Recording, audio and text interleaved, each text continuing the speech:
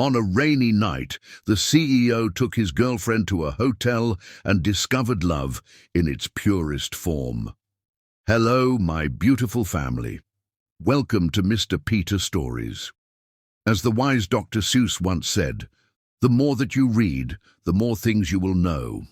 The more that you learn, the more places you'll go. I've been carrying a little weight on my heart lately.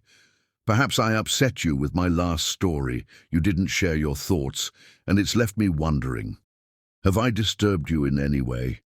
If I have, please accept my sincerest apologies. It was never my intention. I treasure each of you more than words can express. Today, I'll let the story speak for itself.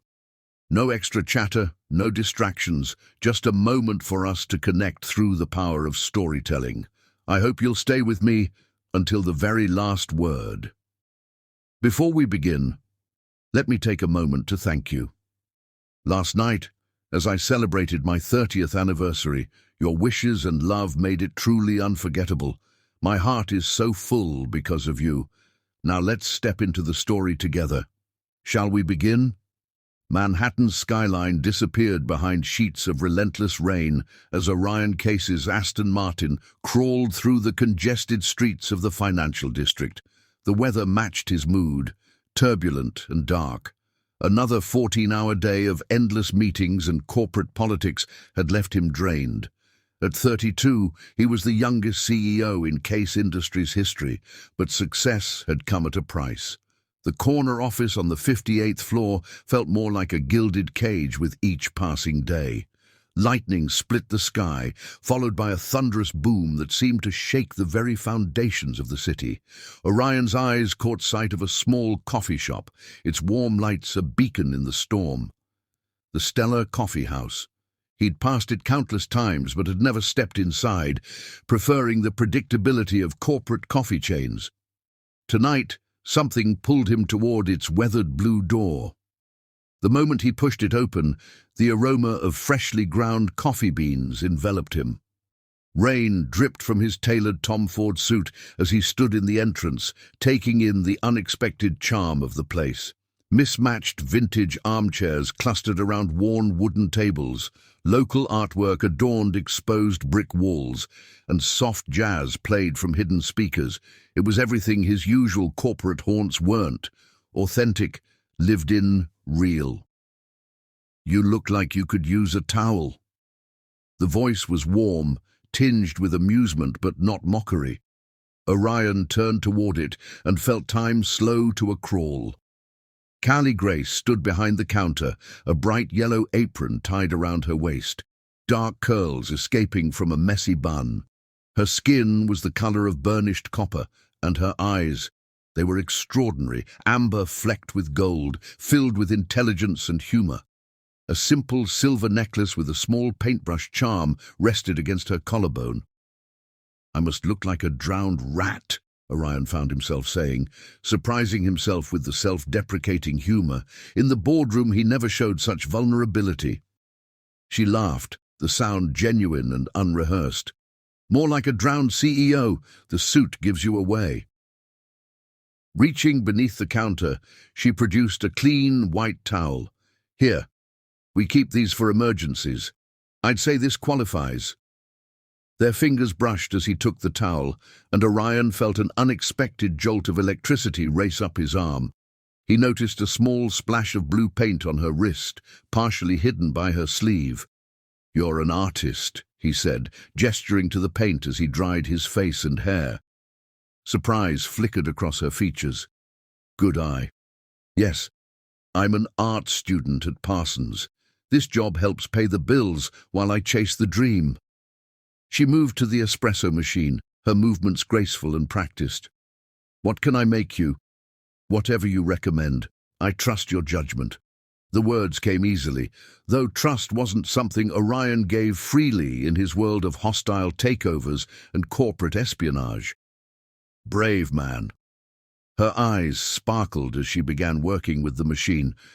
"You know, most people in suits like yours take one look at our little shop and keep walking. We're not exactly blue bottle coffee." "Maybe they don't know what they're missing." Orion found himself leaning against the counter, his usual rigid posture relaxing. The rain continued its assault outside, but in here, time seemed to move differently. As Callie worked, she told him about the shop's history, how it had been in the same family for 3 generations, how they sourced their beans from small, independent farms, how the owner let local artists display their work on the walls, commission-free. Her passion for the place was evident in every word. "Here," she said finally, presenting him with a large ceramic mug. Steam rose from the dark liquid in elegant spirals. "Our house special, spiced dark chocolate mocha with a hint of cayenne. I call it the Stormbreaker." Orion took a sip and had to stop himself from groaning in pleasure. The rich chocolate was perfectly balanced with the espresso, and the cayenne provided a subtle heat that bloomed at the back of his throat. "This is incredible." High praise from someone who probably has access to the finest coffee in the city. She began cleaning the espresso machine, but her eyes kept finding their way back to him. "The finest isn't always the best," he said quietly, watching her work. There was something mesmerizing about her presence, an authenticity that was rare in his world of carefully cultivated images and rehearsed personalities. Thunder crashed again outside, and the lights flickered momentarily. The few other customers in the shop barely looked up, too engrossed in their books or laptops. "I should introduce myself properly," he said, extending his hand. "Orion Case." "Callie Grace," she replied, taking his hand. Her grip was firm, her skin warm. "Though I already knew who you were, your face has been on every business magazine this month after the Maxwell merger. And yet, you treated me like any other drowned rat seeking shelter. Should I have treated you differently?" There was a challenge in her voice, but her smile remained warm. "God, no," Orion replied with feeling. "It's refreshing." They talked as he finished his coffee. He learned that she specialized in mixed media art, that she taught weekend art classes to kids in underfunded schools, that she had a pet gecko named Vincent Van Gecko. Each detail made her more intriguing.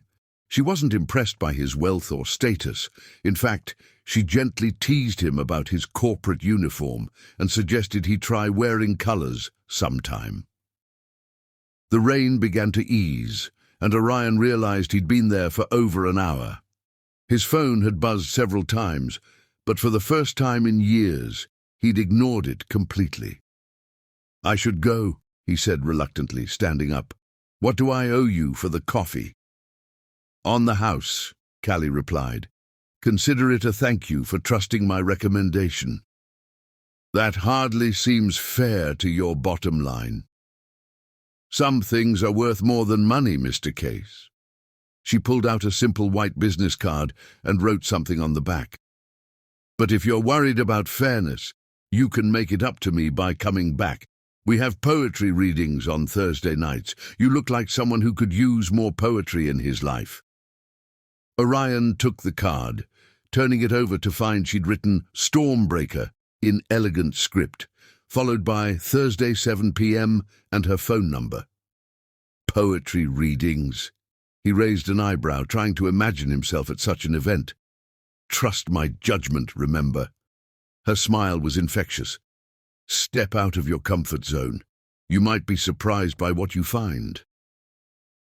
As Orion stepped back into the damp evening, the city felt different somehow. The air was cleaner, the lights brighter.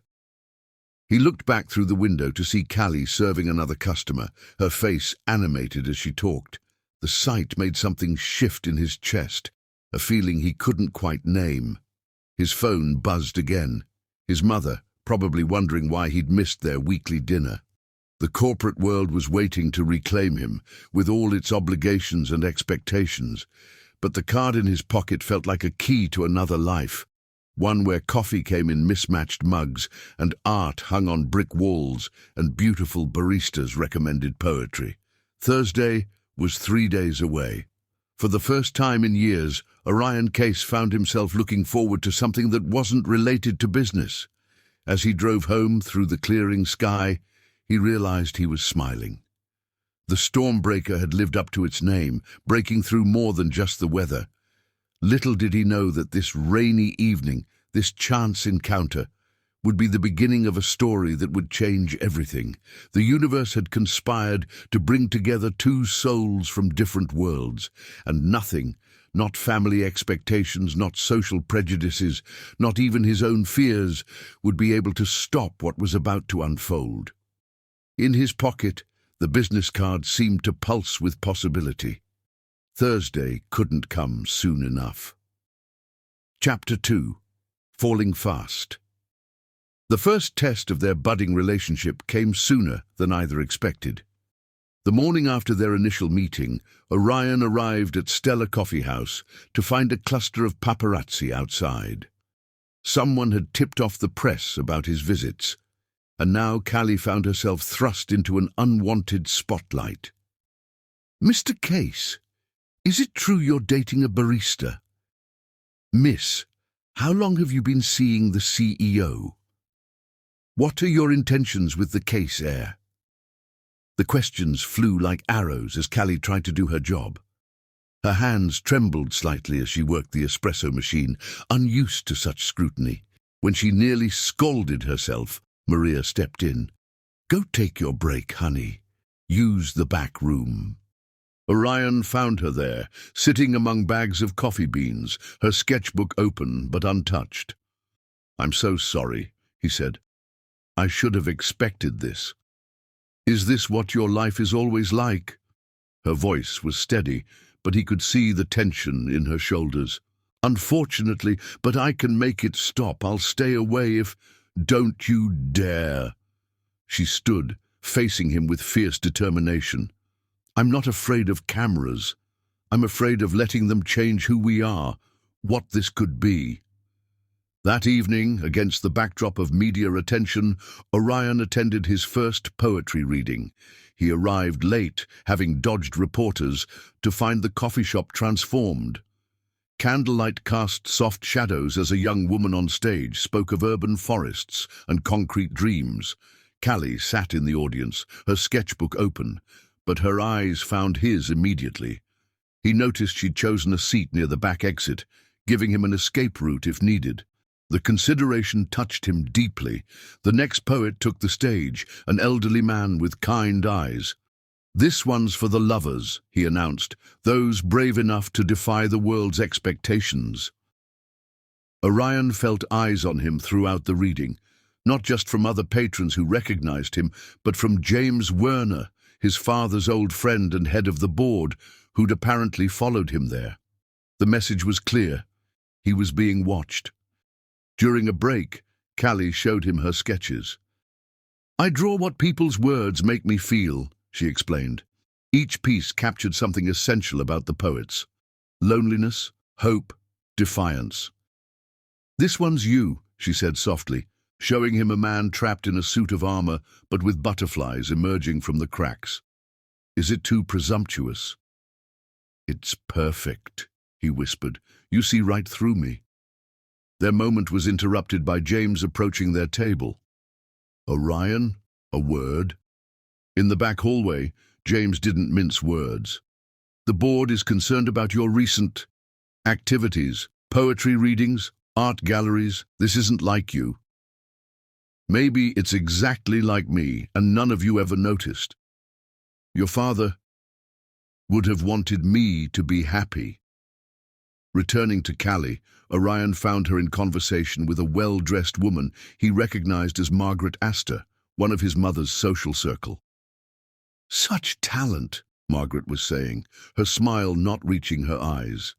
"You know, I'm always looking for new artists to decorate my summer homes. Of course, we'd need to discuss appropriate compensation for your discretion." Callie's response was pure grace. "I'm afraid my art isn't for sale, Mrs. Astor. Neither is my integrity." The next few weeks brought more challenges. Callie's art school classmates began treating her differently, some sucking up, others accusing her of selling out. Her therapy sessions with underprivileged kids were disrupted by photographers, forcing her to move them to a new location. Yet for every obstacle, they found new ways to connect.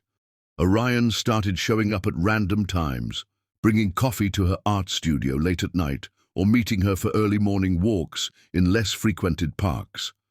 They created their own world in stolen moments. One rainy evening, Orion found Callie teaching an art therapy session in a makeshift space, a converted storage room above the coffee shop. The children were creating collages from magazine scraps, and Callie moved among them with natural grace. "Art isn't about being perfect," she was saying to a frustrated young boy. "It's about being true." Watching her, Orion realized he was falling in love not just with her beauty or talent, but with her unwavering authenticity in a world that demanded conformity. Later that night, in her tiny apartment filled with canvases and dreams, they faced their growing feelings. "The board wants me to consider taking a position in London," Orion admitted. "They think some distance would be beneficial." Callie's hands stilled on her current painting, a storm-tossed sea with a lighthouse in the distance. "And what do you think?" "I think I'm tired of letting others chart my course." He took her paint-stained hands in his. "I think you make me brave enough to be myself. Even if being yourself costs you everything. You're not a cost, Callie. You're an investment in happiness." Their kiss tasted of coffee and paint and defiance. Outside, cameras might flash and tongues might wag, but in this moment they were just two hearts finding their true rhythm. The real test came at a charity gala the following week. Orion insisted on bringing Callie as his date, despite his mother's protests. She arrived in a simple black dress, her natural beauty outshining the overdone sophistication around her. Victoria Case's greeting was arctic. "How unique to see art and commerce mingling so freely." "Isn't that what galleries are for, Mother?" Orion countered, his hand firm on Callie's back. Throughout the evening they weathered subtle snubs and not-so-subtle commentary. But when Callie spoke passionately about her art therapy program during dinner, several influential donors took notice. By dessert, she'd secured more funding for her projects than the gala's official charity. "You're a natural," Orion marveled as they escaped to the terrace. "No," she corrected. "I'm just not afraid to be genuine in a room full of masks."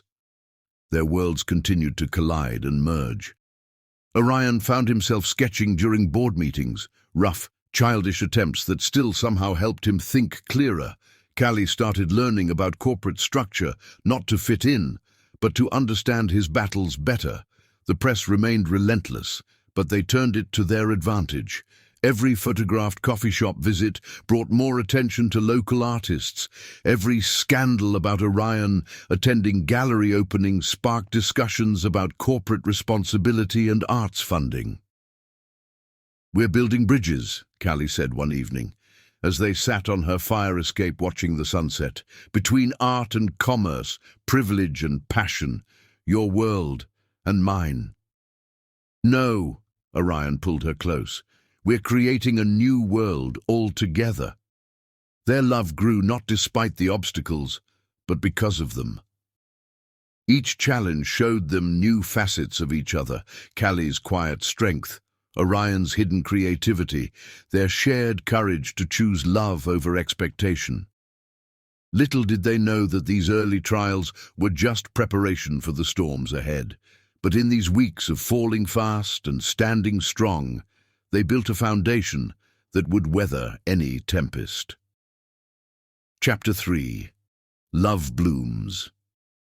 Spring painted New York Botanical Garden in a canvas of vibrant hues, cherry blossoms dancing on the morning breeze as Orion's Aston Martin pulled up to Callie's Brooklyn apartment.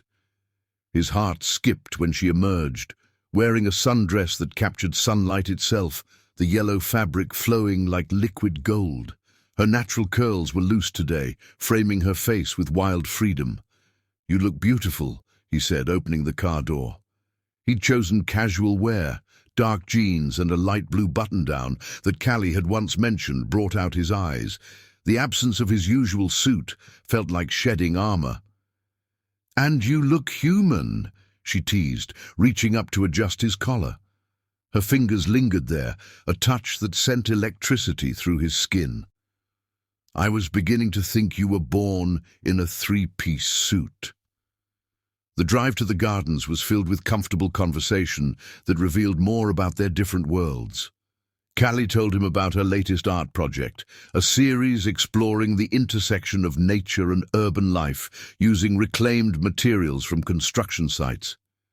"It's about finding beauty in forgotten spaces," she explained, her hands moving expressively as she talked. "Like that abandoned lot near my apartment that's full of wildflowers now. Nature always finds a way to bloom."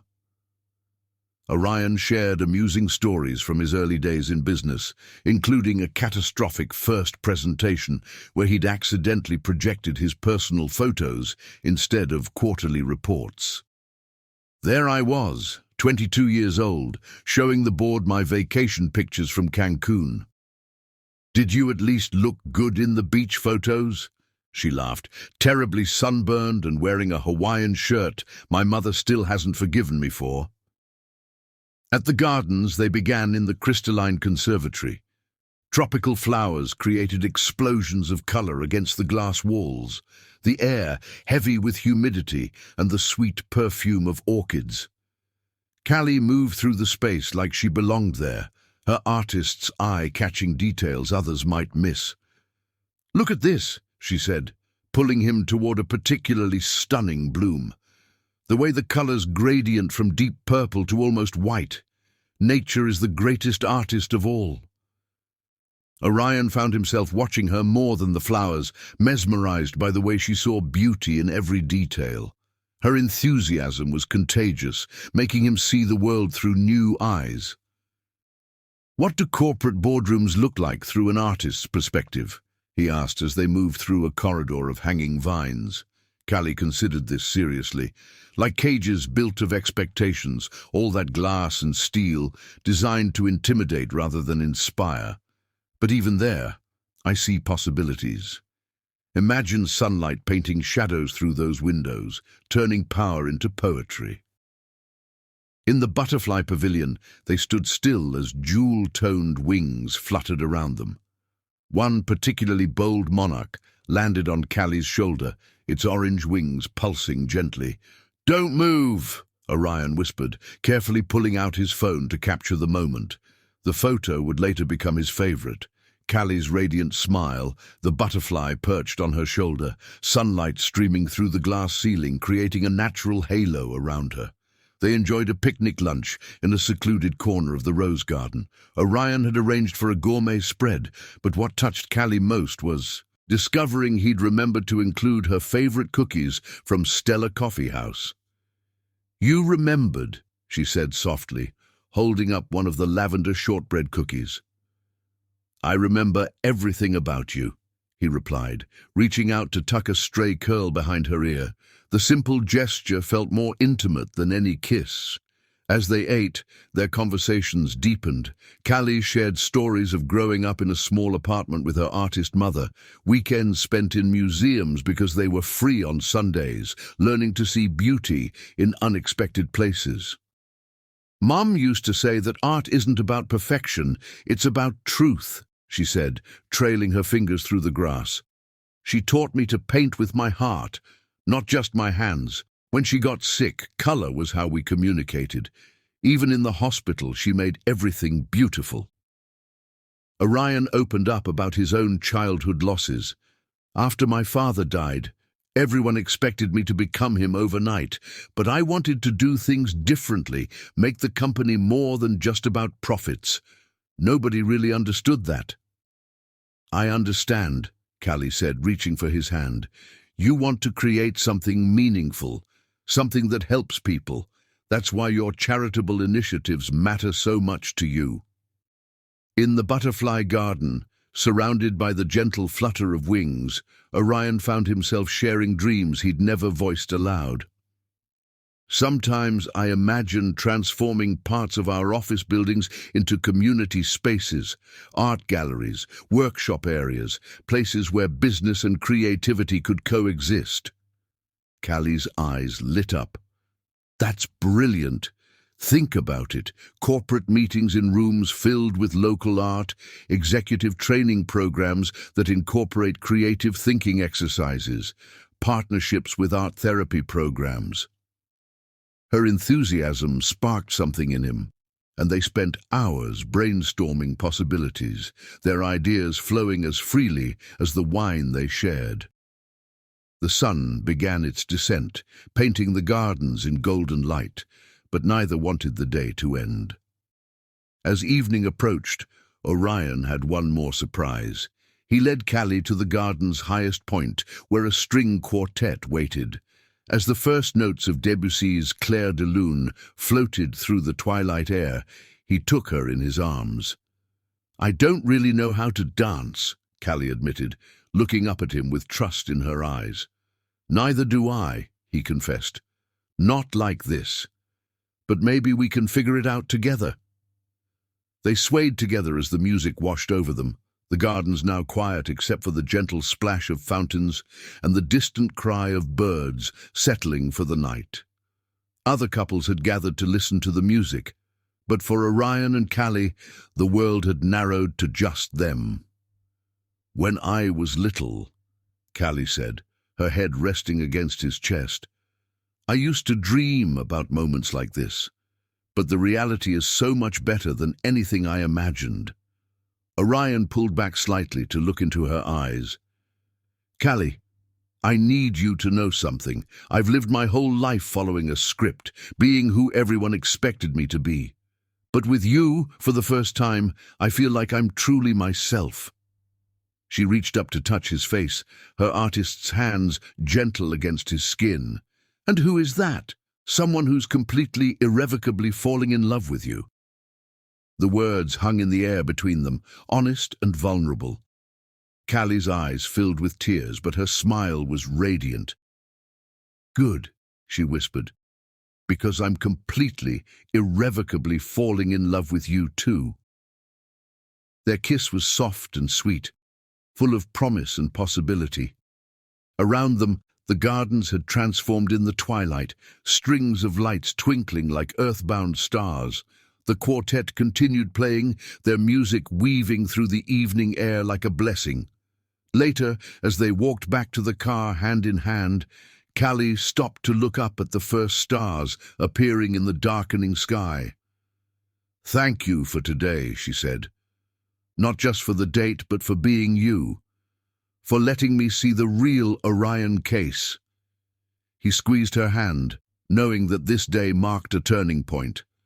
They were no longer just two people sharing coffee and conversation. They were partners, dreamers, two souls who had found something rare and precious in each other. Neither could have known then how their love would be tested in the months to come, how their different worlds would collide in ways both beautiful and painful.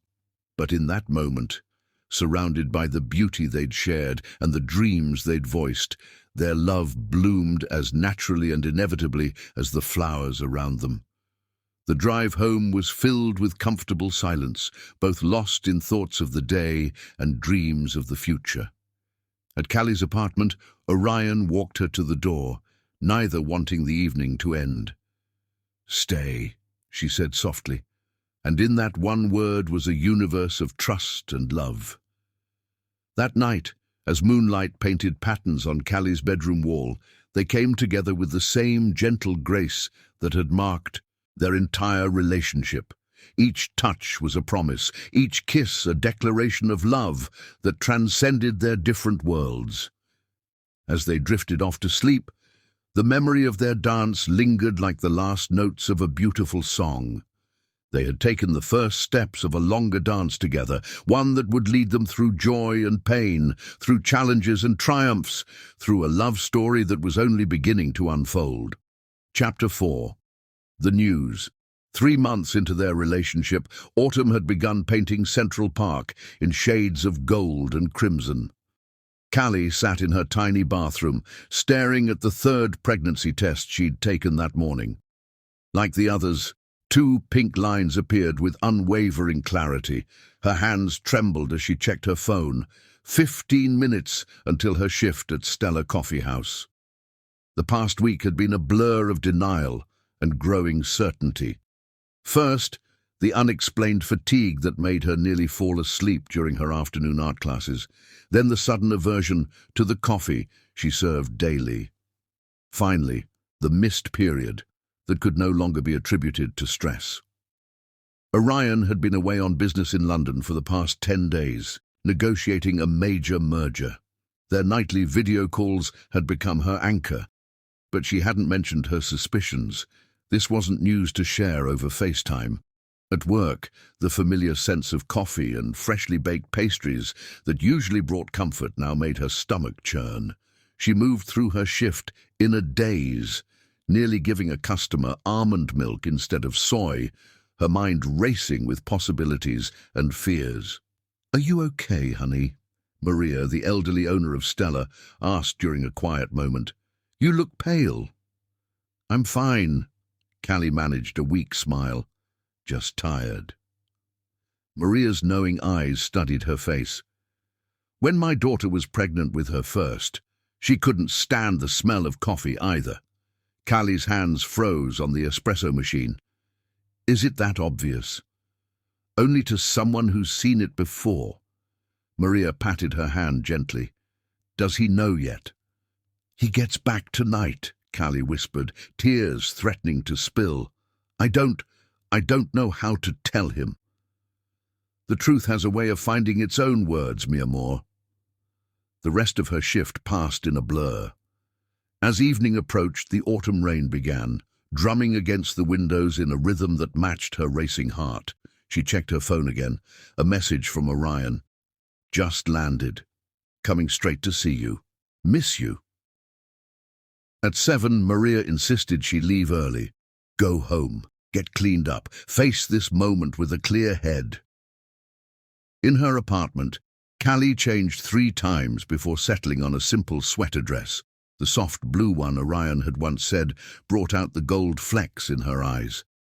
She paced her small living room, rehearsing words that felt inadequate no matter how she arranged them. The knock on her door came at 8.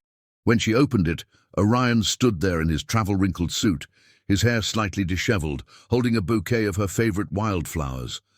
The sight of him, so familiar yet somehow new in this moment of change, made her heart clench. "I missed you," he said, pulling her into an embrace that smelled of airplane cabin and his expensive cologne. Then he pulled back, studying her face. "What's wrong?" "We need to talk," she managed, taking his hand and leading him to her worn but comfortable couch. The flowers ended up on her coffee table, next to her sketchbook filled with recent drawings, all of mothers and children, she realized now, her subconscious already knowing what her mind was struggling to accept. "You're scaring me, Callie." Orion's voice was gentle but concerned. He kept hold of her hand, his thumb tracing familiar patterns on her palm. "I'm pregnant." The words tumbled out before she could find a gentler way to say them. In the silence that followed, she could hear the rain against her windows, the distant sounds of city traffic, the ticking of her grandmother's old clock on the wall. Orion's hand tightened on hers. When she dared to look at his face, she saw not anger or fear, but a complex mix of emotions she couldn't quite read. "Are you sure?" he asked finally, his voice hoarse. Wordlessly, she went to her bathroom and returned with the 3 tests, laying them on the coffee table next to the flowers. "I took them all this morning, and I think I've known for a few days now." Orion picked up one of the tests, staring at it as if it might hold different answers if he looked long enough. Then, to her complete surprise, he started to laugh, a soft, wondering sound. "Orion?" He set down the test and took both her hands in his. "Do you remember what you said to me that first night at the coffee shop? About some things being worth more than money?" She nodded, tears beginning to fall despite her best efforts to hold them back. You were right. And this? He touched her face, wiping away a tear with his thumb. This is worth more than anything. But your family, the company, will have to deal with it. His voice was firm. Callie, I love you. I think I've loved you since that first night in the rain. This baby? It's unexpected, yes, but it's also a miracle. Our miracle. She collapsed against his chest, finally letting out the sobs she'd been holding back all day. His arms came around her, strong and sure, his chin resting on top of her head. I'm scared, she admitted into his shirt. I don't know how to be a mother. My art school loans, my tiny apartment. Hey, he tilted her face up to his. We're in this together, all of it.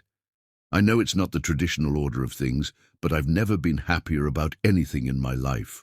Really? Instead of answering, he slid off the couch onto one knee, still holding her hands. I was going to do this differently.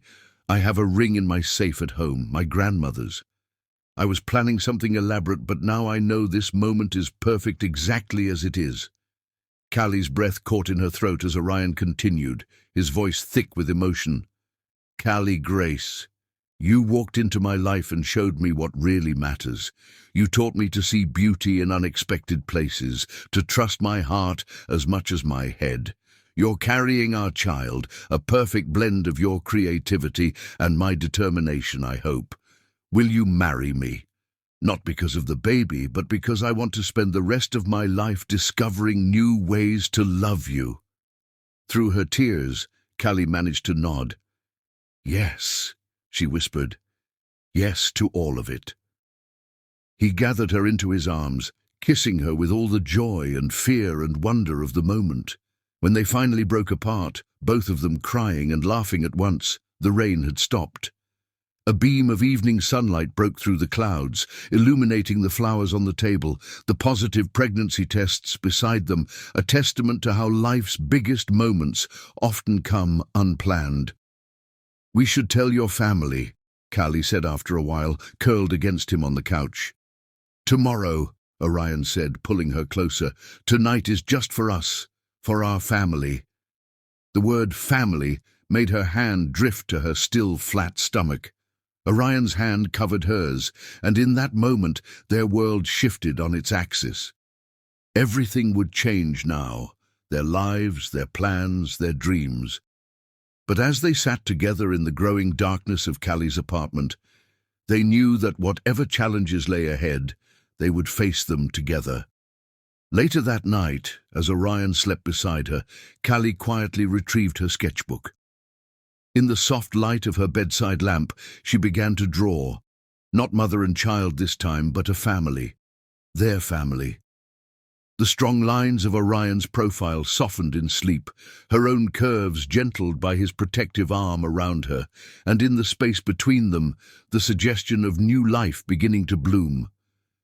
Outside, the city that had brought them together continued its endless rhythm, unaware that within one small apartment, a love story had just opened its next chapter.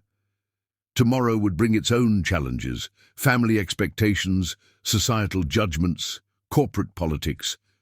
But for now, in the quiet hours of this life-changing night, their love created a bubble of perfect peace, a sanctuary for the three hearts now beating in harmony. Chapter 5. Family Storm. The Case family mansion dominated its corner of the Upper East Side, a limestone behemoth that had witnessed 3 generations of power and privilege. As their car approached the wrought iron gates, Callie took in the manicured gardens where perfectly trimmed topiaries stood like silent sentinels. Even the ivy climbing the walls seemed to grow in deliberate patterns as if nature itself bent to the Case family's will. "This is where you grew up?" Callie whispered, her hand instinctively moving to protect her still flat stomach. "More like where I was displayed," Orion replied, his jaw tense. Every Sunday dinner, every holiday, every society event, all performances in the great Case family theatre. The massive oak door opened before they reached it, revealing Harrison, the butler who'd served the family for 40 years. His silver hair and impeccable posture gave him the air of British nobility, though he'd been born in Queens. "Welcome home, Mr. Orion," he said warmly, then surprised them both by giving Callie a genuine smile. "And welcome, Miss Grace. Mrs. Eleanor has been looking forward to meeting you properly." The entrance hall soared 3 stories high, crowned by a crystal chandelier that had once hung in a European palace. Oil paintings of stern-faced Case ancestors lined the walls, their eyes seeming to follow the couple's progress. Callie's artist's eye caught the subtle power dynamics in each portrait, the way they were positioned, the objects they held, the shadows that emphasized their authority. "Darling." Eleanor Case descended the grand staircase like a queen from a bygone era, but her smile was warm and real. Unlike Victoria's carefully maintained beauty, Eleanor wore her age with grace. Her silver hair was swept into an elegant chignon, and her ice-blue eyes sparkled with intelligence and humor. "Grandmother," Orion embraced her, some of his tension easing. "This is Callie." Eleanor took both of Callie's hands in hers, studying her face. "At last. I've been following your work at the student galleries. Your piece on urban transformation was particularly moving." Before Callie could respond, Victoria Case's voice cut through the moment like a frozen blade. "How lovely that we're all making introductions in the hallway, like common shopkeepers." She stood in the doorway to the formal living room, every inch the society matron in a tailored Oscar de la Renta dress. Not a hair dared stray from her perfect blonde coif, not a wrinkle marred her Botox-smoothed forehead. But her eyes, the same ice blue as Eleanor's, held none of her mother-in-law's warmth. "Shall we move somewhere more appropriate?" The question carried the weight of command. The formal living room was a study in calculated opulence. French antiques, Persian rugs, and what Callie's trained eye recognized as original Monets created an atmosphere of old money and older expectations. Victoria positioned herself on a Louis XVI settee, like a monarch holding court. "So," she began, her voice dripping with false sweetness, "do tell us how you and Orion met. I'm sure it's a fascinating story." "Mother," Orion's warning tone was clear. "What? I simply want to know more about the barista who's captured my son's heart." Eleanor intervened smoothly. "Harrison, we could use some refreshments, and perhaps we could move to the garden room. The light there is much better for admiring Callie's necklace. Is that a paintbrush charm? How delightful." The garden room proved to be a conservatory filled with exotic plants and comfortable furniture, clearly Eleanor's domain. Here, Victorian formality gave way to artistic touches, hand-painted tiles, colourful cushions, and what Callie realised must be Eleanor's own watercolours hanging between the windows. "Now then," Eleanor said once they were settled, "tell me more about your art therapy program. I understand you're doing wonderful work with children from the shelters." Victoria's perfectly manicured hand clenched around her teacup. "Really, Mother Eleanor, shouldn't we discuss more pressing matters, like how this situation will affect the company's standing?" "The only situation," Orion's voice was steel wrapped in silk, "is that I'm marrying the woman I love and we're having a baby." The teacup in Victoria's hand rattled against its saucer. "A baby? Already?" Her laugh was brittle. "How convenient." "Victoria," Eleanor's soft voice carried a warning, "remember your own story." Colour flooded Victoria's cheeks. Before she could respond, Harrison announced that dinner was served. The formal dining room could have hosted state dinners. A table that could seat 30 was set intimately for 4. the family's Tiffany silver gleaming under another crystal chandelier.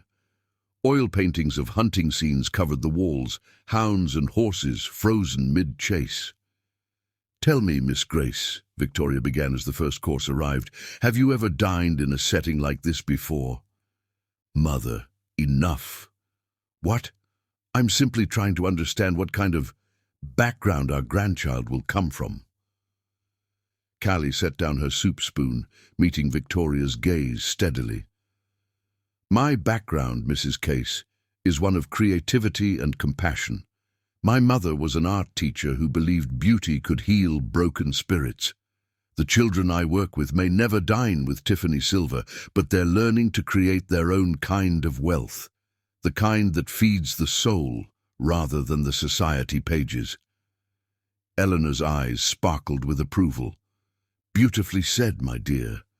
Victoria's mask slipped for a moment, revealing something that might have been pain. "Pretty words won't protect this family's position in society.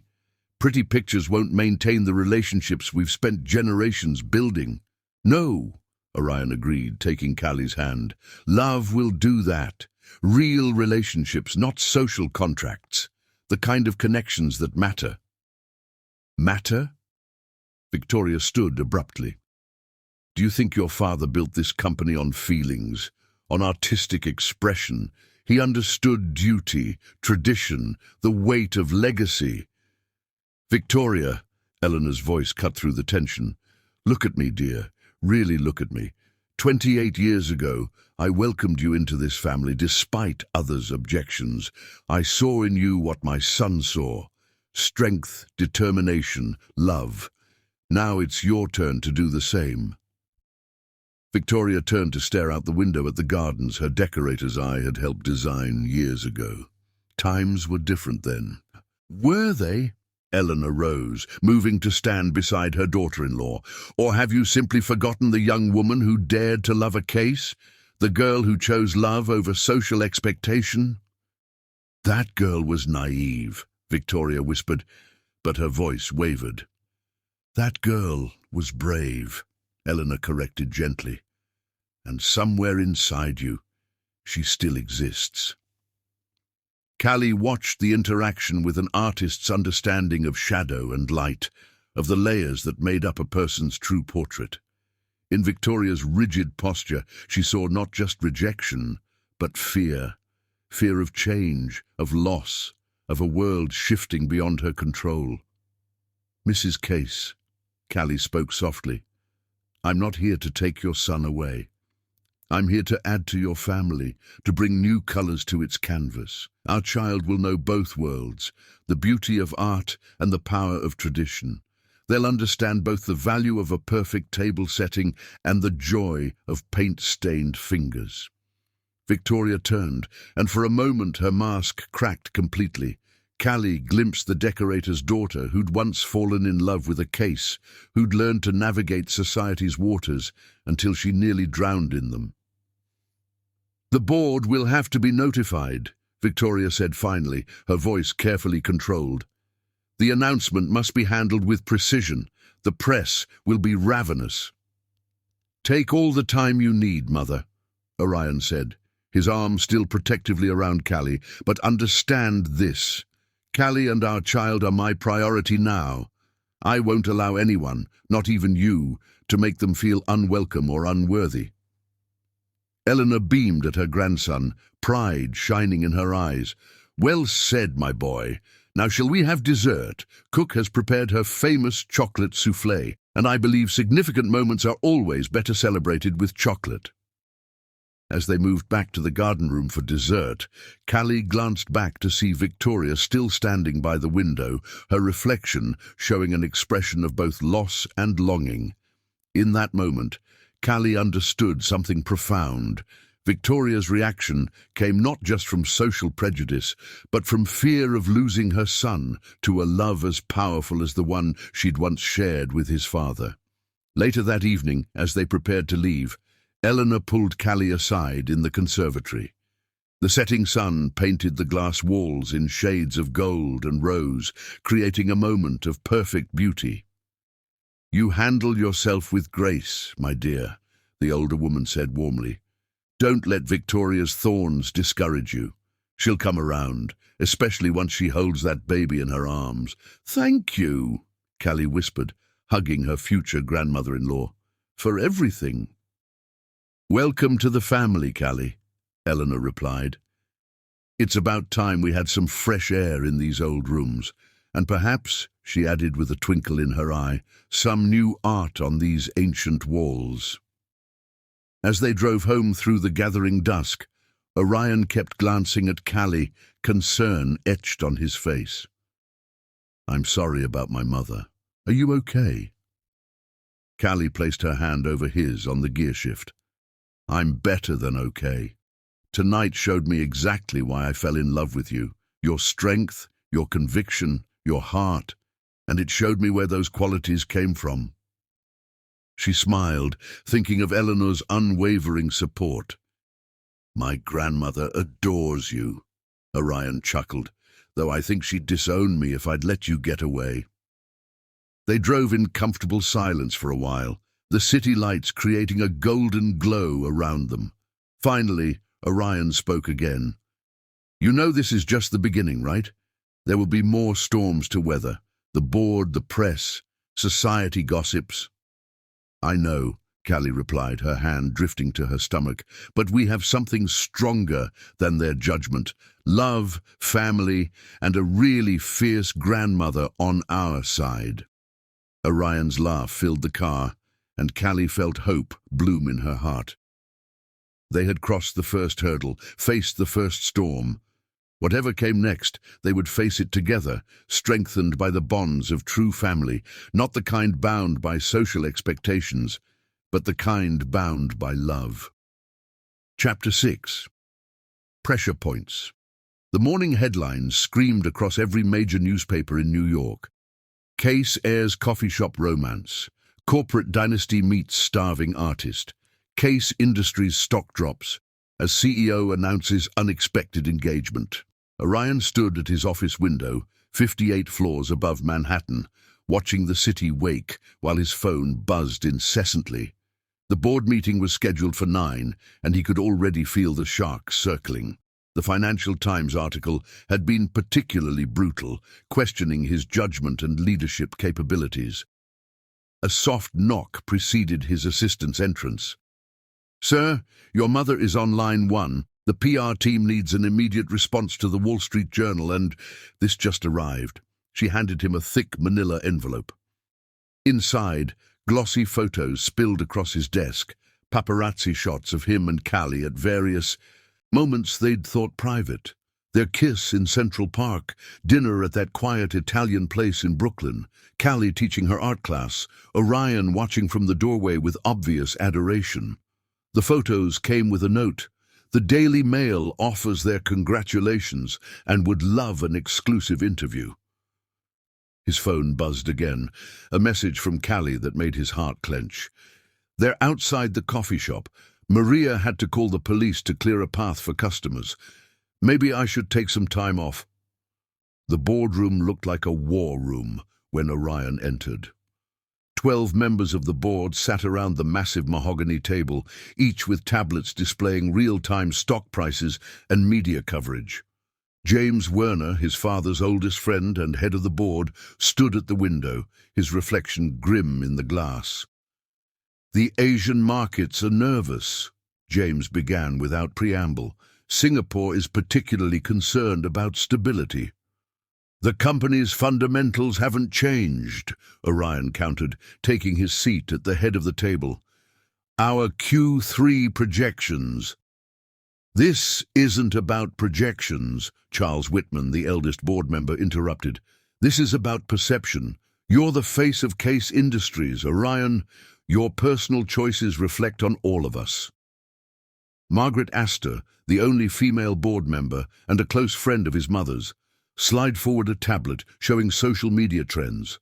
The hashtag number Case Coffee Romance is trending. Some find it charming, but our serious investors are questioning your commitment to the company's future. Let me be clear, Orion's voice cut through the murmurs. My personal life is not up for board approval. Callie will be my wife, the mother of my child, and a part of this family's future.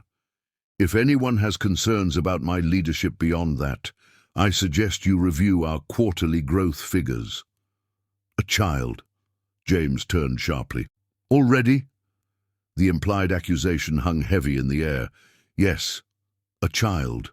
Orion stood, his hands flat on the table. "My child, a case heir. And if anyone in this room dares to suggest what I think you're suggesting, you can tender your resignation now." The tension crackled like electricity. Then Alexander Chen, the youngest board member, cleared his throat. Perhaps we're approaching this wrong. The public loves a good love story. Modern royalty meets talented artist. We could spin this." "She's not a story to be spun." Orion's voice was deadly quiet. "She's the woman I love." The meeting deteriorated from there. Proposals were made about managing Callie's public image, suggestions about postponing any formal announcements until after the Asian merger talks. Each idea made Orion's blood boil hotter. That evening, he found refuge in Callie's tiny Brooklyn apartment. She was at her easel, working on a new piece.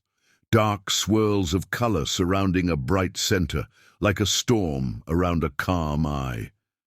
"They're calling you my coffee shop princess," he said, wrapping his arms around her from behind. "The papers can't decide if it's a fairy tale or a scandal." "And what do you think it is?"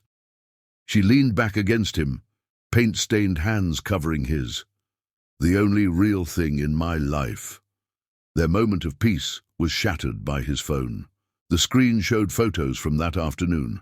Callie at her art therapy session, working with children. The caption read, "Case heir's fiancé, charitable work or PR move."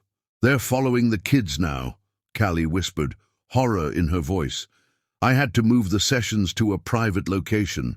Some of these children are from shelters. They need privacy." The next blow came at the Metropolitan Museum's annual gala. Victoria had insisted they attend, claiming absence would only fuel speculation. Callie wore a simple but elegant black dress, her natural beauty outshining the overdone sophistication around them. The whispers followed them like poisonous shadows. "I heard she's already pregnant." Obviously a gold digger. The board must be furious. Margaret Astor intercepted them by the Greek statues, her smile sharp as a knife. "Darling, I'm hosting a little etiquette refresher course for some of our younger society members. Callie, you must join us. We can't have you embarrassing the family at important functions." Before Callie could respond, Eleanor appeared like an avenging angel. "The only embarrassment, Margaret, is your transparent attempt at condescension. Callie's grace comes from authenticity, something you might want to refresh yourself on." The society pages the next day focused on the growing rift in New York's elite circles. Every interaction was analyzed, every gesture interpreted. Callie's art show at Parsons became a media circus, with more photographers than art lovers attending. "Maybe we should wait," Callie suggested one night, as they sat on her fire escape watching the city lights. "Give everyone time to adjust." "No." Orion's voice was firm. "I won't let them dictate our happiness. The board, the press, society, they don't get a vote in our love story." But the pressure continued mounting. The Asian merger talks grew more complicated. Board members started scheduling emergency meetings that ran late into the night. Victoria's social circle began a subtle campaign of exclusion. Callie's name, accidentally, left off guest lists. Invitations mysteriously lost. The art world wasn't much kinder. Some of Callie's fellow students accused her of selling out. Others tried desperately to befriend her for connections. Her paintings became subjects of intense scrutiny, critics searching for hidden meanings about wealth and class. One particularly brutal day, after another board meeting where his leadership had been questioned, Orion found Callie in her studio at Parsons. She was working on a new piece, a butterfly emerging from a chrysalis made of newspaper clippings about their relationship. Sometimes I wonder if I'm being selfish, she said softly, not turning from her canvas. Your life was simpler before me. Simpler isn't better. He moved to stand behind her, hands on her shoulders. Before you, I was existing, not living. You make me want to be more than just my father's son, more than a CEO, more than a case. And what do I make you want to be? Happy. He turned her to face him. You make me want to be happy. Their moment was interrupted by another crisis. Photos of them leaked from what was supposed to be a private doctor's appointment. The media frenzy around Callie's pregnancy reached new heights. The final straw came during a charity event at the New York Public Library. Callie had been working for months on an art therapy program for underprivileged children, but the society matrons treated it like a quaint hobby. How sweet, Regina Vanderbilt simpered. Though perhaps now that you're joining the Case family, you should focus on more appropriate charitable endeavors. The Junior League has several committees. Callie, who had been patient through months of subtle digs and not-so-subtle insults, finally snapped. My work helps children heal from trauma through creative expression. What exactly does the Junior League do besides organize lunch meetings to discuss organizing more lunch meetings? The gasps were audible. The society pages had a field day. That night, in the sanctuary of her apartment, Orion held Callie as she cried, pregnancy hormones mixing with genuine hurt and frustration. I won't let them change you, he promised fiercely. You're perfect exactly as you are. I'm not perfect, she smiled through her tears. I'm just real. Sometimes I think that's what scares them most. The pressure seemed to come from all sides now, board members hinting at votes of no confidence, society matrons spreading vicious rumors, media outlets offering obscene amounts of money for insider stories about their relationship. Even Eleanor, their strongest supporter, worried. The vultures are circling, dears. You need to be stronger than ever. They tried to create moments of peace amidst the chaos. Late-night painting sessions where Orion attempted to learn art, badly but enthusiastically. Early morning coffee dates at Stella before the paparazzi arrived. Quiet dinners on Callie's fire escape, planning their future. But the world kept intruding. Every tender moment seemed to be captured by long-range lenses. Every private joy turned into public spectacle.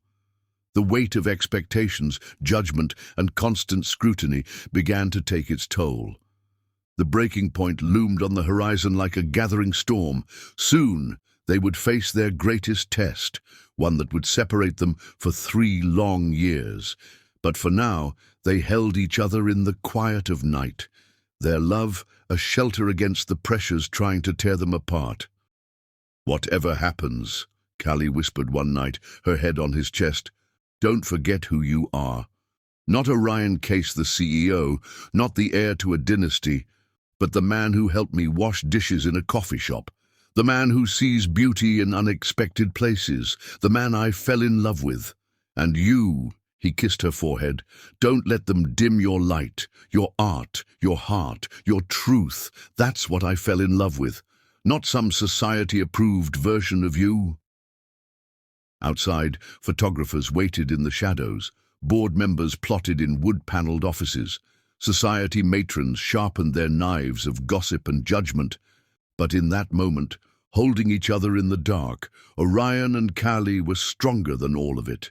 They didn't know then that their greatest challenges still lay ahead. The choices made under pressure would lead to years of separation and pain. But they had created something real in a world of artifice, something true in a landscape of lies. Love, they were learning, wasn't just about grand gestures and fairy tale moments. It was about choosing each other every day, especially when the choice was hardest. It was about standing firm when the world tried to pull them apart. The pressure points were mounting, testing their strength, their commitment, their love. But like the butterflies in Callie's paintings, they would either emerge stronger from this chrysalis of chaos or break trying. Neither option scared them as much as the thought of surrendering to a world that wanted to change who they were at their core. Chapter 7. The Separation. The breaking point came during month 4 of Callie's pregnancy.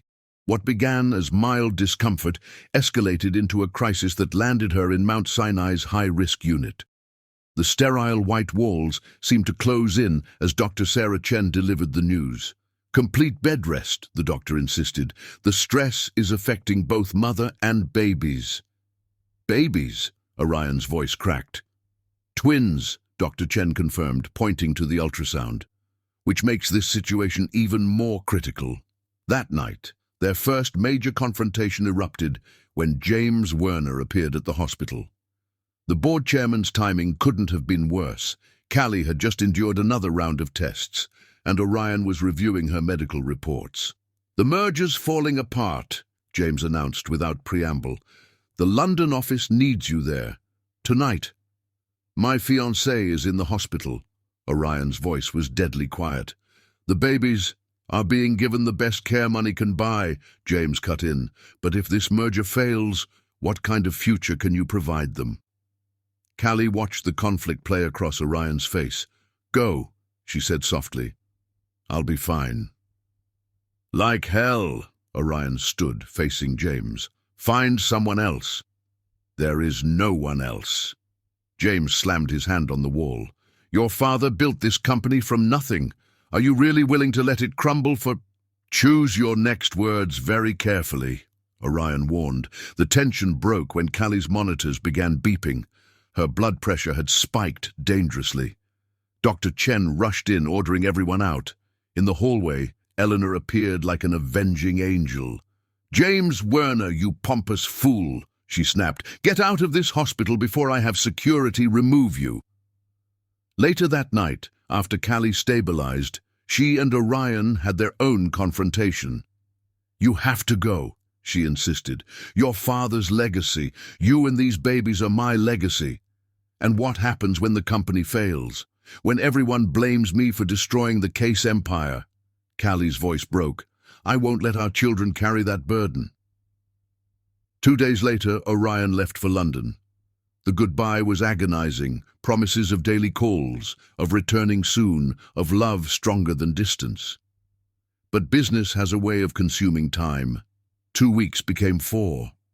Video calls grew shorter, interrupted by emergency meetings.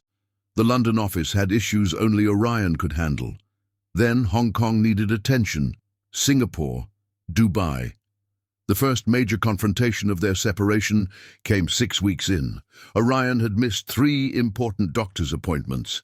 When he finally called, Callie was sitting in her hospital room, surrounded by Eleanor's flowers and her own half-finished sketches. "The Dubai deal is crucial," he explained, looking exhausted on the video screen. "Just 2 more weeks. I needed you today." Callie cut in. "Dr. Chen said there might be complications." "Where were you?" "I was in a meeting that could secure our children's future. They need a father more than they need a fortune."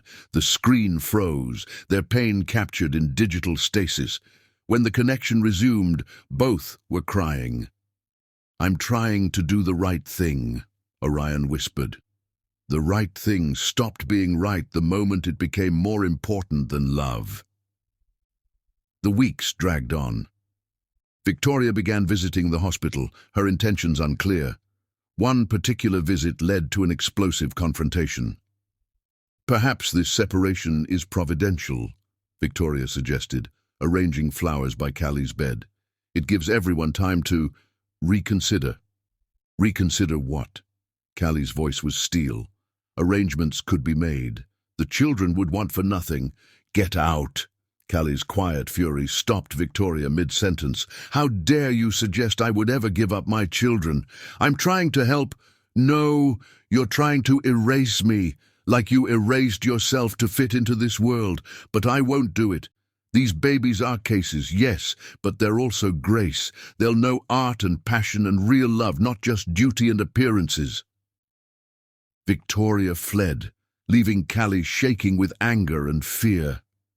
Eleanor found her later, tearfully sketching her twins as she imagined them, one with Orion's determination, one with her creative spirit. "Let it out, dear," Eleanor held her. "Sometimes we need to break before we can become stronger." The distance took its toll on Orion too. During one video call, after missing another ultrasound, he looked more ghost than man. "The board is pleased," he said hollowly. "The Asian expansion is exceeding expectations." "And what about your expansion?" Callie touched her growing belly. "Your children are growing too while you're playing corporate savior." His face crumpled. "That's not fair." "None of this is fair. You're missing everything. Their first movements, their heartbeats, the way they dance when I play music. You're missing us becoming a family." "I'm doing this for our family." "No," Callie's voice broke. "You're doing this for the Case family name. Our family, the one we're supposed to be building together, that's just collateral damage." The screen went black. He didn't call back for 3 days. The final confrontation came in Callie's 7th month. Orion had been gone for nearly 4 months, with no return date in sight. The twins were active now, their movements a constant reminder of what their father was missing. "I can't do this anymore," Callie said during a rare, clear video call. "I can't keep watching you choose everything else over us." "That's not what I'm doing!" But his eyes betrayed him, darting to his phone as it buzzed with another urgent message. "When was my last ultrasound?" His silence was deafening. "What color did I paint the nursery?" More silence. "You don't know." Callie's voice was gentle now, almost pitying. "Because while you've been saving the company, you've been losing us piece by piece. Callie, please, I love you enough to let you go," she whispered. "Find your way back to yourself, Orion. The man I fell in love with knew what really mattered." That night, she wrote the letter. Eleanor helped her seal it with a butterfly drawing, a reminder of transformation and hope. 3 years would pass before he found it, years of missed moments and hollow successes. In the hospital room that had become her temporary home, Callie continued creating. She painted butterflies on the walls, symbols of change, of breaking free, of finding new life after the cocoon. The twins grew stronger, defying early concerns. And if she cried at night, watching storm clouds gather over the city, only Eleanor knew. If she kept her phone close, hoping for calls that came less and less frequently, she never admitted it. She poured her pain into her art, transforming grief into beauty, just as she'd always done. Sometimes, late at night, she'd talk to her unborn children about their father, not the CEO lost in boardrooms across the ocean, but the man who'd once helped her wash dishes in a coffee shop, who'd seen magic in her art, who'd chosen love over legacy before the world reminded him that choices have consequences. "He'll find his way back," she whispered to her belly. "And if he doesn't, we'll be strong enough to fly on our own." Eleanor, watching over her chosen granddaughter, kept faith alive. "Love stories worth telling are never simple," she would say, helping Callie add another butterfly to the hospital room's collection. "Sometimes the longest roads lead us right back where we belong." Chapter 8. The letter. 3 years had carved deep lines into Orion Case's face. Success had come at a crushing price. The merger that took him away from Callie had led to others, each demanding more of his time, his energy, his soul. The corner office on the 58th floor had become both his sanctuary and his prison. On this particular autumn evening, rain lashed against the windows of his study in the Case mansion, echoing that first fateful night at Stella Coffee House. He rarely visited this room anymore, preferring to work late at the office where memories couldn't haunt him. But tonight, something drew him here. His grandmother's passing a week ago had left a void in the family. Eleanor Case had been their moral compass, their connection to humanity in a world obsessed with wealth and status. Her final words to him, whispered from her hospital bed, still echoed in his mind. "The draw, darling. Sometimes we need to lose our way to find our truth." Now, sitting in his father's old leather chair, Orion finally understood. The bottom drawer of the massive oak desk had remained locked since his return from London 3 years ago. Eleanor had always kept the key, though he'd never questioned why. The key she'd pressed into his hand before passing now felt heavy in his palm. His hands trembled slightly as he inserted it into the lock. The drawer opened with a soft creak, revealing a single envelope adorned with a delicate butterfly drawing. His heart stopped. He would know that artistry anywhere. Callie's distinctive style, her soul expressed in every line. The paper had yellowed slightly with age, but the butterfly seemed to flutter with life, just like the ones from their first real date at the Botanical Gardens. With unsteady fingers, he opened the envelope, and Callie's words, written 3 years ago, spilled out like tears. My love, by the time you read this, so much will have changed. I understand now what I couldn't before. You're fighting for your family's legacy, for the future you believe our child deserves. But in doing so, you're missing the present we could be sharing. I've watched you through video calls, seen the weight of responsibility crushing the man I fell in love with. The man who wasn't afraid to wash dishes in a coffee shop, who saw beauty in unexpected places, who chose love over legacy that night in the rain. Your mother thinks I don't understand your world, but I do. I understand it's built on sacrifice, on choosing duty over desire. I see you drowning in those expectations, becoming someone you never wanted to be. Remember the butterfly pavilion? You told me that transformation requires courage. Well, my love, sometimes it also requires letting go. I love you enough to let you find your way, even if that path leads away from us. Our baby moves inside me as I write this, strong and determined like their father. I'll tell them about you, not the CEO, not the case heir, but the man who brought color into my world, who believed in my art, who taught me that love can bridge any divide. I don't blame you for staying away. How could I when your sense of duty is one of the things I love most about you? But I want you to know that whatever happens, you have a home with us. Not in the mansion, not in the boardroom, but in the simple, beautiful life we dreamed of building together. If you're reading this, it means you're finally ready to look into the drawer you've been avoiding. Maybe you're ready to look into your heart too. Whatever you find there, know that I loved you completely, unconditionally, and without regret. You once told me that some things are worth more than money. I believe the same is true of pride, of duty, of everything that's keeping you across an ocean, while our hearts beat in sync despite the distance. The coffee shop still makes stormbreakers.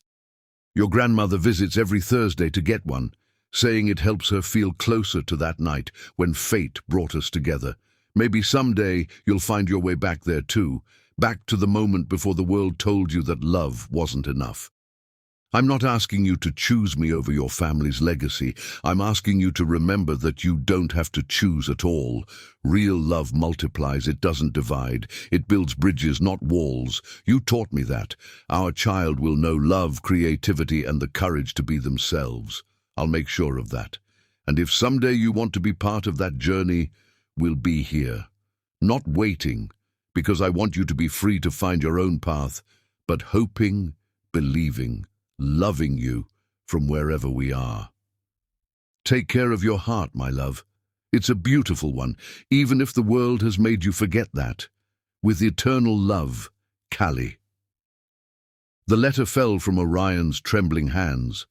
Rain continued to pour outside, but he barely heard it over the roaring in his ears. 3 years. He'd lost 3 years to pride, to duty, to the expectations that had shaped his entire life. Memories flooded back. Callie's laugh in the coffee shop, paint fights on the rooftop, the first flutter of their baby under his palm. He'd traded those moments for boardroom victories and merger agreements, telling himself it was for their future, never realizing he was sacrificing the present they could have shared. His phone buzzed, another board meeting, another crisis demanding his attention. For the first time in 3 years, he ignored it. Instead, he pulled out his laptop, fingers flying over the keys as he searched news archives. There they were, small mentions in local papers. Callie had opened her art therapy center in Brooklyn, funded by a grant from an anonymous donor. Eleanor's work, he realized with a pang. She'd never stopped believing in Callie's dreams, even when he'd lost sight of them. More recent articles showed Callie at gallery openings, her work celebrated for its raw emotion and transformative themes. In every photo, she glowed with a quiet strength. Their children, twins, he learned with a start, often captured in the background, their faces bearing stamps of both their parents. The rain suddenly intensified and lightning split the sky. In that brief, brilliant flash, Orion caught his reflection in the window, a successful man by society's standards, but a failure by the measure of his own heart. Without conscious thought, he grabbed his coat and keys. The storm raged outside, but a stronger storm raged within him. 3 years of choices had led him here, to this moment of clarity in the rain. He had a lot to make up for, possibly more than could ever be forgiven. But as he headed for his car, Callie's butterfly drawing tucked safely in his pocket, he finally understood what his grandmother's last words really meant. Sometimes we need to lose our way completely before we can find our way back home. And home, he now knew with crystal clarity, wasn't this mansion, wasn't his corner office, wasn't anywhere but where love waited patiently for his return. Chapter 9. Return to Love. The storm that raged across New York City that night seemed to mirror the turmoil in Orion's heart as he raced through the rain-slicked streets. His hands gripped the steering wheel of his Aston Martin so tightly his knuckles showed white, Callie's letter burning a hole in his breast pocket. 3 years of absence crashed down on him with every mile. He'd missed their children's first breaths, first steps, first words, all in the name of duty and family legacy. The irony of losing his real family while protecting a corporate one wasn't lost on him. His phone exploded with messages from the office. Another crisis, another meeting, another demand for his time. He silenced it without a second thought. For the first time in 3 years, his priorities crystallized with perfect clarity.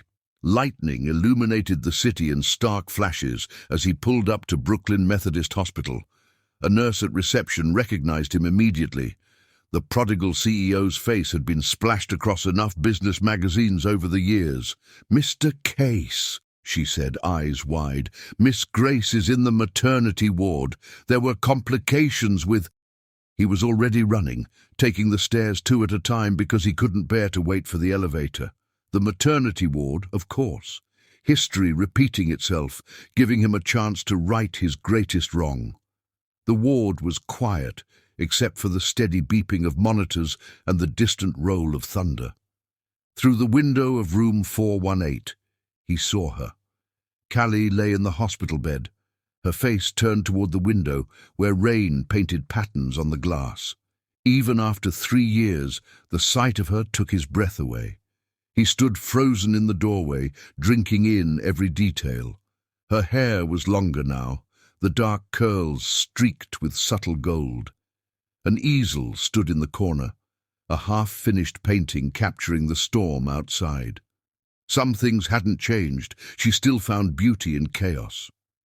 "Are you going to stand there all night?" Her voice was soft but clear, and she hadn't turned from the window.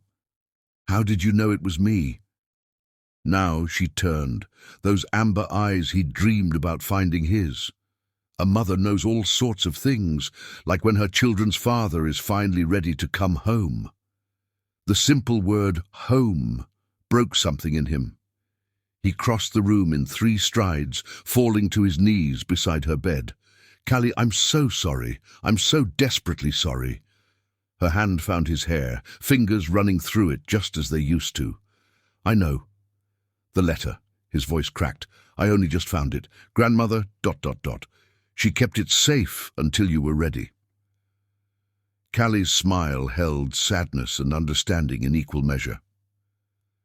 "Eleanor never lost faith in you. Neither did I." I lost faith in myself, he admitted, looking up at her. I became everything I never wanted to be. No, she shook her head. You just forgot who you were for a while, but you're here now. The twins. He hesitated, fear gripping his heart. Do they know about me? Callie reached for her phone, showing him a photo. Two beautiful children, a boy and girl around 3 years old, sat at tiny easels in what looked like an art studio. The boy had his father's determined expression, the girl Callie's creative light in her eyes. Aria and Atlas, she said softly. They know their father is a man who builds things, who helps people, who loved their mother in the rain. They're proud of you, even though they've never met you. Tears fell freely down his face now. How can you be so forgiving? I abandoned you, abandoned them. You abandoned yourself first, she said, touching his cheek. The man I fell in love with would never have chosen duty over love. Not really. You had to learn that lesson the hard way. A nurse appeared in the doorway. Miss Grace, we need to check your vitals. What's wrong? Orion asked, suddenly remembering where they were. Why are you here? Pregnancy complications, Callie said calmly. Just like last time, except this time it's just exhaustion. Single motherhood while running an art therapy center isn't easy. The nurse worked efficiently around them, checking monitors and making notes. Blood pressure's better, she reported. The rest seems to have helped. When they were alone again, Orion took Callie's hand in both of his. I want to come home, he whispered. Not to the mansion, not to the life everyone expected, but to you, to our family, if you'll have me. What about the company? The board? They'll survive. I've spent 3 years being the CEO they wanted. Now it's time to be the father our children need, the man you deserve. Lightning flashed again, and in that moment of brilliant clarity, Callie saw the truth in his eyes. This wasn't the polished CEO who'd stayed away, but the man who'd once helped her wash dishes in a coffee shop. The twins are with your grandmother's nurse, she said. Martha brings them to visit every evening around 8. Orion checked his watch. 45 minutes. His heart raced at the thought of meeting his children for the first time. They're going to love you, Callie assured him, reading his fear. You're their father. That love was born with them. Will you tell me about them? Everything I've missed? So she did. She told him about Atlas's first word being paint, about Aria's habit of making up stories for her brother, about their shared love of thunderstorms because they made the sky pretty like Mommy's pictures. As she spoke, Orion felt pieces of himself falling back into place. Not the CEO, not the case heir, but the man who'd walked into a coffee shop one rainy night and found his heart. The storm outside began to ease, just as it had that first night. But this time, instead of walking away, Orion was walking back, to love, to family, to the truth of who he was meant to be. Stay, Callie said softly as thunder rumbled in the distance. Forever, he promised, and this time they both knew he meant it. Chapter 10. Double Joy. The moment that would change everything began at 7:55 p.m., just minutes before the twins' usual visiting time. Martha, Eleanor's former nurse who had become the children's caretaker, texted Callie that they were on their way up to the maternity ward. Orion paced the hospital room, his heart thundering in his chest. In moments, he would meet his children, not through photographs or stories, but in flesh and blood. 3 years of missed moments weighed heavily on his shoulders. They're going to love you, Callie reassured him again, watching him from her hospital bed. Just be yourself. Which self? He asked softly. The CEO? The prodigal father? The man who stops pacing long enough to breathe, she smiled. The one who's terrified but here anyway. That's the real you. The sound of children's laughter echoed down the hallway, growing closer. Orion froze, his hand instinctively finding Callie's for support. Then they were there, two perfect storms of energy bursting into the room. Atlas, dark-haired and serious-eyed like his father, carried a folder of drawings. Arya, with her mother's curls and creative spirit, clutched a small stuffed dragon. They stopped short at the sight of the stranger by their mother's bed. But it wasn't fear in their eyes. It was curiosity, recognition from the photos Callie had shown them over the years. "Daddy!" Arya's voice was soft but sure, as if she'd been waiting for this moment. Atlas stepped slightly in front of his sister, protective even at 3. "You're the man from Mommy's pictures, the one who builds things." Orion knelt down to their level, tears blurring his vision. "Yes," he managed. "I'm your father." The twins exchanged a look that spoke volumes, the silent communication of siblings who'd shared everything since the womb. Then Arya stepped forward, holding out her dragon. "This is Storm," she announced, "because Mommy says you met in a storm." "He keeps bad dreams away," Atlas added seriously, still watching with their father's analytical gaze. Orion took the dragon with trembling hands. "Thank you. That's very kind of you." "Did you really help make our art room?" Arya asked, edging closer. "Your art room?" "At the center," Atlas explained. "Mommy says you helped make it happen, even though you were far away." Callie had used the anonymous donations he'd been sending, channeled through Eleanor, to create something beautiful for their children. Even in his absence, she'd found ways to keep him present in their lives. "Would you like to see our pictures?" Atlas held out his folder, his reserve starting to crack. "I'd love to." The twins settled on either side of him on the floor, spreading out their artwork. Atlas's drawings showed buildings and bridges, precise lines that hinted at his father's architectural mind.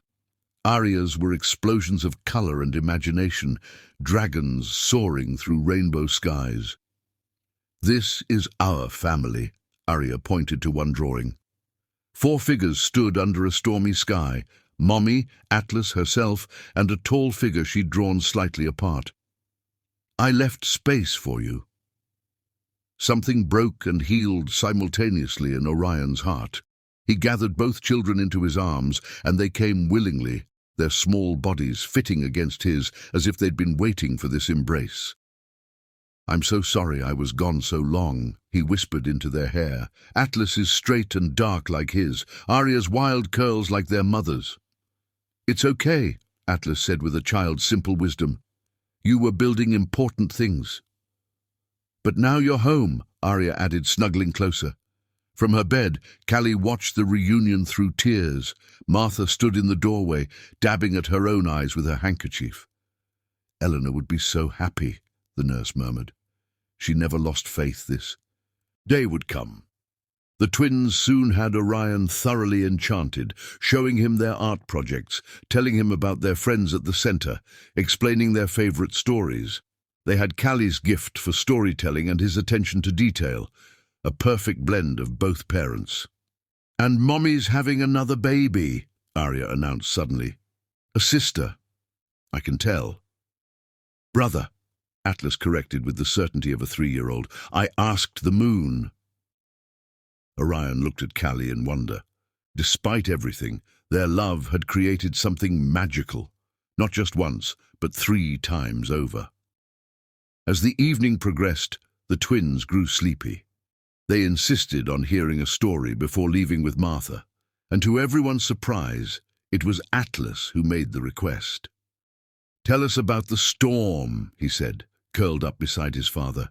"The one where you met Mommy." So Orion told them about a rainy night and a coffee shop, about storm breakers and unexpected love. The twins drifted off to sleep halfway through, but he continued the story anyway, watching their peaceful faces and marveling at the miracle of them. Martha gently gathered the sleeping children. "They've waited for this day," she said softly. Every night they blow kisses to your photo before bed. After she left with the twins, Orion sat on the edge of Callie's bed, overwhelmed by emotion. "They're incredible," he whispered. "You did such an amazing job with them." "We did," she corrected. "Even when you weren't here, you were part of them. Every time Atlas analyzes a problem, every time Arya dreams up a new story, that's you in them." "I'm never leaving again," he promised fervently. "The company, the board, none of it matters compared to this." "What will you do?" "Exactly what my father would have wanted. Put family first. I'll restructure things, delegate more, work reasonable hours. The art therapy center needs a business manager anyway," he smiled. "And I hear the coffee shop down the street makes an excellent storm breaker." Callie laughed through her tears, the sound as beautiful as he remembered. Outside, the night had cleared, stars peeking through the disappearing clouds. Their storm had finally passed, leaving behind not destruction, but renewal. "Welcome home," Callie whispered, making room for him beside her on the bed. As he held her, Orion felt the movement of their third child between them. Another miracle, another chance to get things right from the beginning. "Thank you for waiting," he murmured. "I wasn't waiting," she corrected gently. "I was living, loving, creating, but I always knew you'd find your way back to us." In that quiet hospital room, surrounded by children's artwork and the lingering echoes of their laughter, Orion and Callie began writing the next chapter of their story, not just as lovers reunited, but as parents, partners, and proof that love, when real, always finds its way home. Chapter 11. Standing Ground. The Case family mansion loomed before them once again, but this time Orion faced it with newfound strength. 2 weeks had passed since his reunion with Callie and the twins. The doctors had finally cleared her to leave the hospital, though she remained on bed rest for her current pregnancy. Victoria Case hadn't responded to any of his calls over the past fortnight. The only communication had been through lawyers, discussing potential damage control strategies for his return to the family. But today that would end. Today he would make his stand. "Are you sure about this?" Callie asked from the passenger seat, her hand protectively over her growing belly. In the back seat, the twins were unusually quiet, sensing the importance of the moment. "More sure than I've ever been," Orion replied, helping her from the car. Atlas and Arya scrambled out, their eyes wide as they took in their grandmother's house for the first time. "It looks like a castle," Arya whispered, clutching her ever-present dragon. "More like a fortress," Atlas observed with their father's analytical mind. The front door opened before they reached it. Victoria stood there, elegant as always, but her face showed the strain of recent weeks. Behind her, the family lawyer hovered anxiously. "This is highly irregular," the lawyer began, but Orion cut him off. "No more lawyers, no more negotiations. This is family business." Victoria's gaze moved from Orion to Callie, then to the twins, who watched her with frank curiosity. Something flickered in her eyes, recognition perhaps of features that mirrored her late husband's. "Come inside," she said finally. "The neighbors don't need to witness this." They gathered in the formal living room where, 3 years ago, everything had begun to unravel, but now the power dynamic had shifted. Orion stood tall, one arm around Callie, the twins exploring the room with cautious excitement. "Atlas, Arya," he called softly, "come meet your grandmother." The children approached, their natural grace making Victoria's practiced poise seem artificial in comparison. Arya, ever the braver one, stepped forward first. "You look like the lady in Mommy's pictures," she said, "the one who was sad when Daddy went away." Victoria's carefully constructed mask cracked slightly. Yes, I suppose I was sad." "We were all sad," Atlas added matter-of-factly, "but Mummy said sometimes people need to get lost before they can find their way home." "Out of the mouths of babes," Callie murmured, and Victoria's eyes snapped to her. You taught them about me. I taught them about family, Callie replied steadily. All of it. The good, the hard, the complicated. They know their heritage, both the parts you're proud of and the parts you tried to hide. Victoria sank into her chair, suddenly looking older. I only wanted to protect our family's legacy. No, Mother, Orion spoke up. You wanted to protect your idea of what our family should be, but look at your grandchildren. Really look at them. They are our legacy. As if on cue, Arya pulled out her sketchbook, showing Victoria her latest drawing, the family portrait she'd shown Orion, but now the father figure stood firmly with the others. This is our family, she explained. Daddy's home now, so we're all together. Victoria took the drawing with trembling hands. Atlas, seeing his sister's success, brought out his own artwork, precise sketches of buildings that showed remarkable talent for a 3-year-old. I want to build things like Daddy, he announced proudly, but pretty ones, like Mommy's art. They're extraordinary, Victoria whispered, touching the drawings gently. They're cases, Orion said firmly, not despite their mother, but because of her. Callie's creativity, her compassion, her strength. These are the qualities that will take our family's legacy forward. And the company, Victoria's voice was barely audible, will still thrive, but not at the cost of my children growing up without their father. Orion moved to kneel before his mother's chair. Mom, I spent 3 years trying to be the son you wanted. I lost myself, my love. Precious years with my children. I won't lose another moment. The board won't accept this easily, she warned, but her tone had shifted. The board doesn't have to accept anything. I'm restructuring the company. Better delegation, more family-friendly policies, partnerships with community arts programs. The kind of changes Dad always talked about but never had the chance to implement. Victoria's eyes filled with tears at the mention of her late husband. Jonathan would have loved them, she admitted, looking at the twins who had begun to warm to their grandmother's presence. He always said the Case legacy needed new blood, then honor his memory by accepting his grandchildren. All of them, Orion added, his hand finding Callie's belly.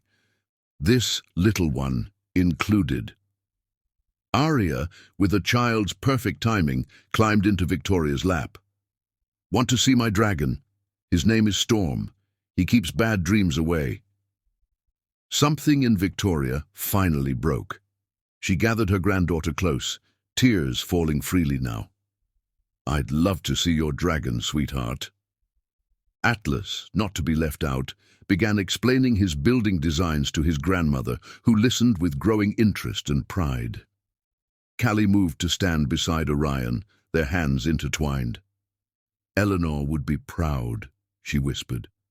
She knew this day would come, he replied softly. She never lost faith in any of us. Not you, not me, not even Mother.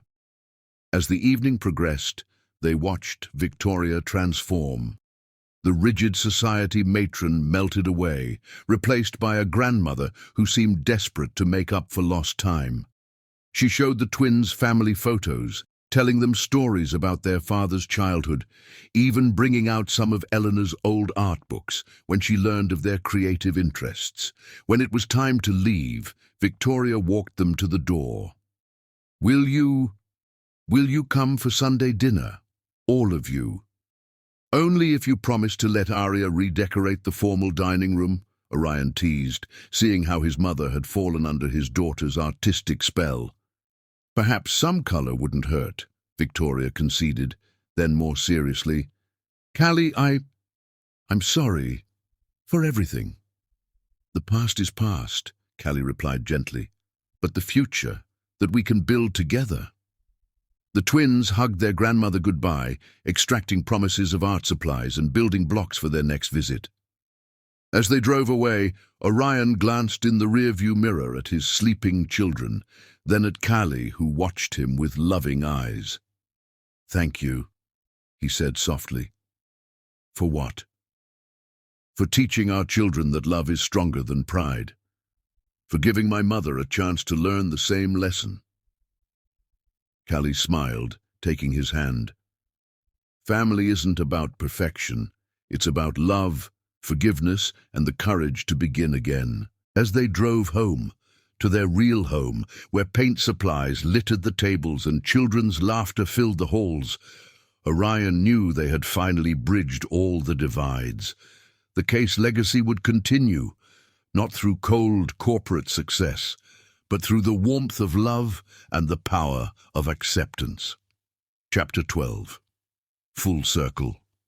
1 year later, rain drummed against the windows of Stella Coffee House, echoing that fateful night when their story began. But this time, the old coffee shop had been transformed. Eleanor's final gift to them had been purchasing the building, ensuring this place that had brought them together would always be part of their family's legacy. Tonight, the space glowed with warmth as friends and family gathered to celebrate multiple joys. The twins' 4th birthday, the coffee shop's renovation, and the christening of their youngest baby, Eleanor, named after the grandmother who never lost faith in love. Callie stood behind the counter, where she'd first met Orion, now wearing a simple but elegant cream dress instead of her barista apron. The walls showcased artwork from her therapy center's students alongside the twins' creations. Even Victoria had contributed, surprising everyone with a hidden talent for watercolors once she finally let herself create freely. Orion entered from the rain, just as he had 4 years ago, but this time carrying a sleeping Aria, while Atlas walked beside him, seriously explaining his latest architectural design. Baby Eleanor was cradled in her grandmother Victoria's arms, a sight that still brought tears to Callie's eyes, remembering how far they'd come. The coffee shop had evolved into a unique space where both worlds met seamlessly. Corporate executives sat alongside art students, sharing ideas and stormbreakers. The newly added gallery space displayed works from emerging artists, while the expanded seating area hosted both business meetings and children's art classes. "Mommy!" Atlas called out, running to show her his latest drawing. "Look, I designed a new playground for the center. Grandmother says we can present it to the board next week." Victoria smiled, gently rocking Eleanor. "He has his father's business sense and his mother's creativity. A perfect blend." Aria stirred in Orion's arms, her eyes fluttering open. "Did I miss the cake?" "Not yet, Princess," Orion laughed, setting her down. "Why don't you show everyone your special project?" Aria's face lit up as she ran to the wall where a cloth covered her masterpiece. The gathered crowd, family, friends, employees from both the company and the art center, turned to watch as she dramatically pulled the cloth away. There, in vibrant colors and bold strokes that showed talent beyond her years, was a portrait of their family. But it was more than just faces. It told their entire story. The coffee shop in rain, butterflies emerging from chrysalises, bridges spanning impossible divides, and at the center, a heart made of storm clouds and sunshine. "It's called Love Knows No Boundaries," she announced proudly, using the phrase she'd heard her parents say so often. Tears welled in Callie's eyes as Orion wrapped his arms around her from behind. "She sees everything," he whispered, "all the pain, all the joy, all the love that brought us here."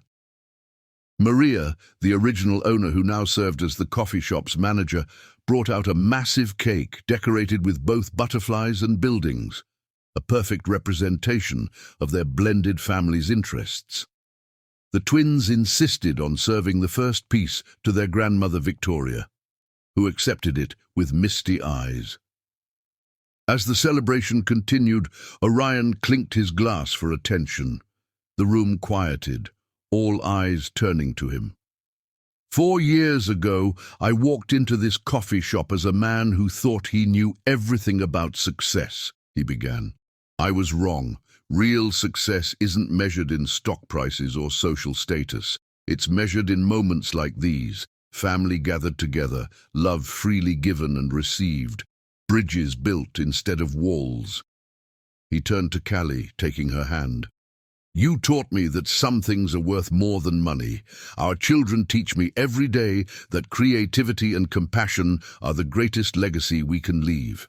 And this place, he gestured around the coffee shop, reminds me that sometimes the best things in life come with a side of Stormbreaker coffee. Laughter rippled through the crowd. Baby Eleanor chose that moment to coo loudly, bringing more chuckles.